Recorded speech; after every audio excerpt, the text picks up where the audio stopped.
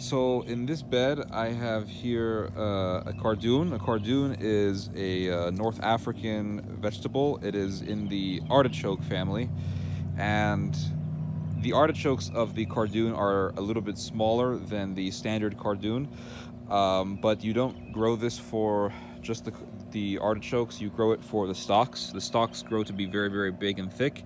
You shave the spiky foliage out, and you just eat the stalks. You eat the stems, and the stems I hear are thick and they have the taste of artichoke. I have not harvested from this cardoon yet. It's not big enough. You're supposed to wait for it to become really, really big and have enough stalks for a big meal. I've heard that these are a perennial, and they're very popular in North Africa, and they're also known in France, where they are eaten with lots of butter, milk, cream, and cheese, which is a great way to eat things. The French cannot eat anything without lots of butter, which is great.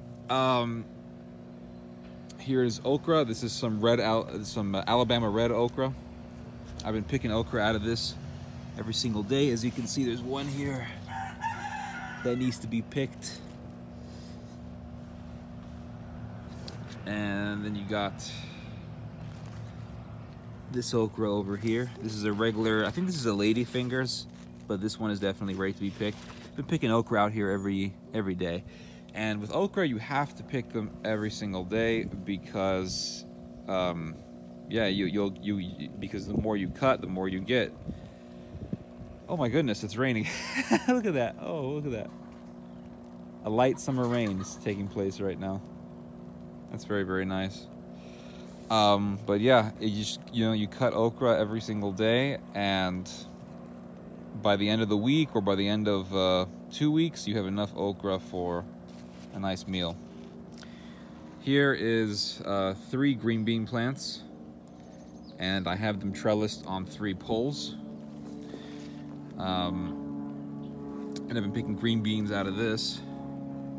Green beans are awesome because they are high producers, and if you don't have trellises, you can always just grow bush beans, and the bush beans give you a lot. I'll give you an example of that. So here we have some flowers. This is, believe it or not, this is just one bush bean, just one. And it produces a good amount of bush beans. Let's see if there's any here. You can see bush beans coming out.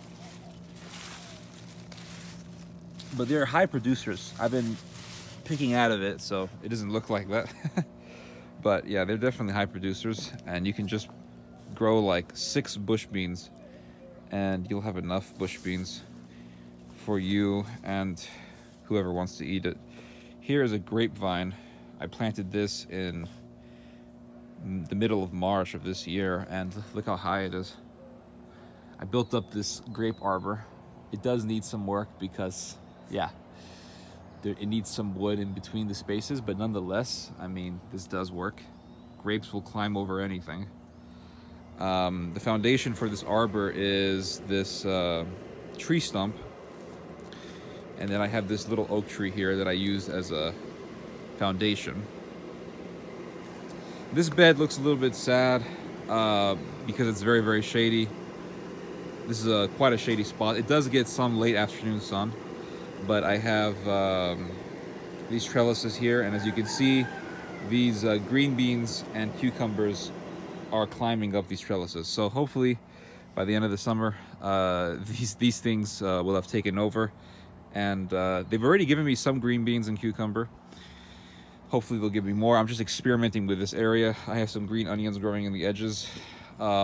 If the cucumber and green beans don't work in this area, if they don't work successfully, that is, I'm just going to use this green bed as a place to grow leafy greens like lettuce or collard greens, kale, things like that. If you have an area that gets partial sun, or if it gets mainly shade and then some, it has some sunny times of the day, sunny moments of the day, just grow leafy greens. Just grow leafy greens, and yeah, you can eat those. Those are really good. Yeah, I have some eggplants here. These eggplants have been producing quite well. As you can see, there's one big fat long one right here. Eggplants are a great plant because they don't really require a lot of care, and they're pretty much drought resistant, and they give you a lot, especially this variety of eggplant, which is called long and purple. This plant here is a Tancy plant. It is a very strong herb. It used to be grown quite commonly in North America, but people stopped because it became quite taboo. People thought, oh, it can kill you or whatever. They are slightly toxic, but you can add them into your omelets or into your batters for your French toast, which I have done. You can make a nice tea out of it, but you have to drink, don't drink too much of it because it it's like chamomile. In fact, it's in the same family as chamomile. It relaxes your body very nicely. It helps you go to sleep. So it's like chamomile, but actually stronger. But don't drink a lot of it. Just drink a little bit of it. If you have difficulty sleeping, this definitely does help.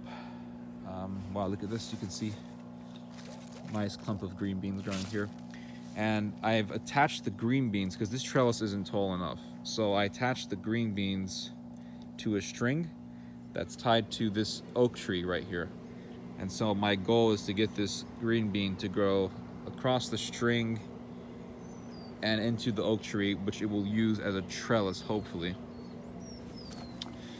This is a tomatillo plant, and I did not plant this tomatillo. It actually grew on its own, and it's already developing fruit.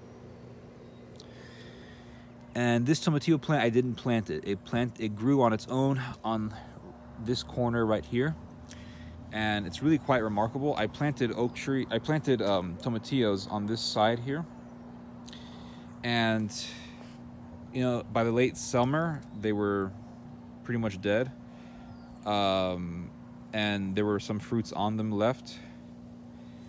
I didn't take them out, and so the seeds spread, and I have this. And this actually should be one of the goals of gardening. You should want your food to become your weeds. That needs to be your goal. I used to, buy seeds every year from the big box store or from the internet. But now I'm getting into seed saving. All of these eggplants in this garden are from seed that I harvested last year and that I kept. So this is second generation eggplant for my from my backyard. And you want to collect your own seed. You want your plants to pop up voluntarily in your backyard because they are completely conditioned to your microclimate. They're completely conditioned to your backyard. They're going to be a weed. They're going to know the environment. They're going to be genetically conditioned to the environment. They're going to know where to spread their roots out. They're going to know where to find the nutrition. They are going to be able to fight off the weeds. They're going to be able to fight off the native diseases and pests in the area. They're going to be a strong plant. So this plant is completely native. I did not plant it at all. It came up by itself, and that's what you want. You want to allow even some of the fruit in your area to just fall down and rot. Like, you want that to happen, because then you'll have a plant popping up right in the right spot and thriving. As you can see, this is just one plant, and look how big it is. I mean, over here, spreading. It's just one plant. Look how wide this is. It's huge. And there's already fruit beginning to develop on it. So yeah, you want your vegetables and your fruit to become your weeds. You don't want your weeds to be just a bunch of grass. You want your food to become your weeds. Make your food your weeds. That is the goal. Here I have a whole bunch of plant diversity going on because diversity is our strength. I have some Anaheim peppers, and again, this is Anaheim pepper that I saved from a seed that I harvested last year. So completely native. It's growing very well. This is another Anaheim. This is Japanese eggplant. Some red Alabama okra. This is eggplant, and the end over there is okra. Eggplant, okra, which I've been harvesting okra out of pretty much every single day. This is more eggplant, and these eggplants are very healthy. I've been picking eggplant almost every single day, and they're very, very high producers. It's pretty awesome. And they look like big, long hot dogs. I've been feeding these chicken manure, and I've been feeding them just like weeds from the ground. I would just put the weeds. You can see here, these are just weeds. I just pulled these weeds out, and I let the weeds dry out for about a day or two, and then I just layer it on. You can see there's a nice layer of weeds, and that keeps in the water and the bacteria, makes the soil healthy. Here I have, this is a habanero from seed that I saved last year. Thai pepper, habanero, this is another habanero. This is some herbs here. You have some sage, and here's another example of my food being my weeds. This is a tarragon plant that started growing by itself, and if you have not grown, or if you have not tasted tarragon, you're really missing out, because tarragon is the herb of all herbs. Thyme, got some Swiss chard here, have some cucumbers here. Got some cucumbers right here. Yeah. Got some lemongrass, all this eggplant over here. I don't know what the name of this flower is, but I call it the flag of Poland because it's white and red. They look like little flags of Poland. I don't know what they call them in English. Swiss chard here.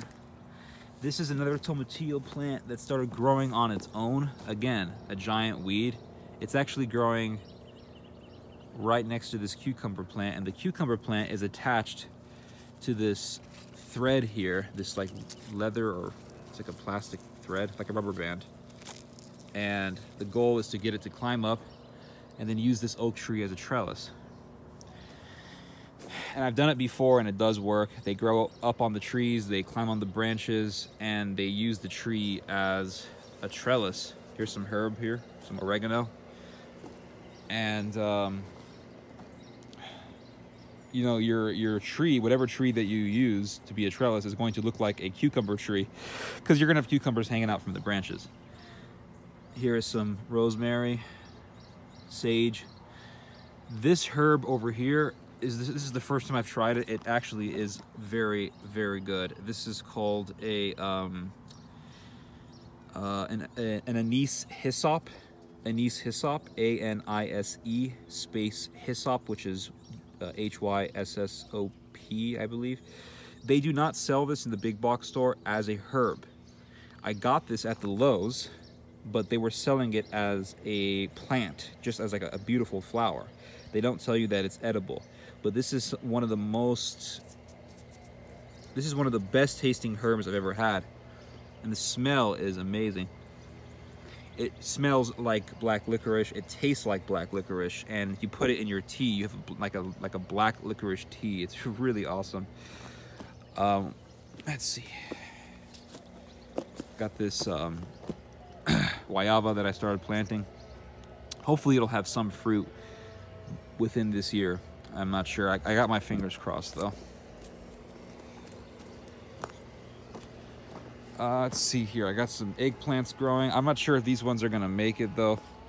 Hopefully they will. They are growing, but it's just kind of slowly.